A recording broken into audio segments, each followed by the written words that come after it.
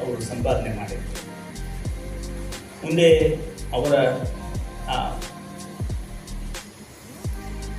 ಜ್ಞಾನದ ಅವರೇನು ಅಪೇಕ್ಷೆ ಇದೆಯಲ್ಲ, ಜ್ಞಾನವನ್ನು ಗಳಿಸಬೇಕು ಅನ್ನುವಂಥ ಅಪೇಕ್ಷೆಯನ್ನು ಮನಗಂಡಂಥ ಅವರ ಗುರುಗಳಾದಂಥ ಡಾಕ್ಟರ್ ಆರ್ ಸಿ ರೇಮಂಡ್ ಅವರು ಅವರನ್ನು ಅಲ್ಲಿಯೇ ಕೆಲವು ದಿನಗಳ ಕಾಲ ಈ ವಚನ ವಾಂಗ್ಮಯ ಸಂಶೋಧನೆ ಆ ಒಂದು ಯೋಜನೆ ಇತ್ತು, ಆ ಯೋಜನೆಯಲ್ಲಿ ತೊಡಗಿಸಿದರು. ಆಮೇಲೆ ಇಮಿಡಿಯೇಟ್ 1 ವರ್ಷದ ನಂತರ ಅವ್ರನ್ನ ಇಲ್ಲೇ ಪಕ್ಕದಲ್ಲೇ ಇರುವಂತಹ ಕರ್ನಾಟಕ ಕಾಲೇಜಿನ ಕನ್ನಡ ವಿಭಾಗದಲ್ಲಿ ಅವರನ್ನು ಅಧ್ಯಾಪಕರನ್ನಾಗಿ ಅವರು ನೇಮಿಸಿದರು.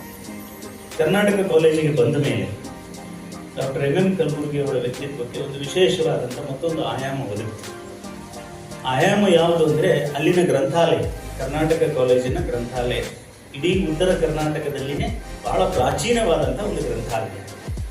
ಜೊತೆಗೆ ನಮ್ಮ ರಾಜ್ಯದಲ್ಲಿ ಎಲ್ಲೂ ಸಿಗದೇ ಇರುವಂಥ ಅಮೂಲ್ಯವಾದಂಥ ಗ್ರಂಥಗಳು ಆ ಗ್ರಂಥಾಲಯದಲ್ಲಿ ಲಭ್ಯ ಇದ್ದವು.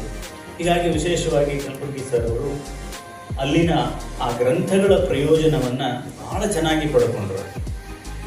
ಅಲ್ಲಿ ಇದ್ದಂಥ ಅಧ್ಯಾಪಕರು, ಅವರ ಸಹಪಾಠಿಗಳು ಅವರೆಲ್ಲ ಅವ್ರ ಬಗ್ಗೆ ಏನು ಹೇಳ್ತಾ ಇದ್ದಾರೆ ಅಂದರೆ, ಕಲಬುರ್ಗಿ ಅವರು ಒಂದೊಂದೇ ಪುಸ್ತಕಗಳನ್ನು ಓದೋದಿಲ್ಲ, ಪುಸ್ತಕಗಳ ಕಪಾಟುಗಳನ್ನೇ ಓದುತ್ತಾರೆ ಅಂತ. ಅಷ್ಟು ಅವ್ರ ಬಗ್ಗೆ, ಅವರ ಓದಿನ ಬಗ್ಗೆ ಒಂದು ಮಾತು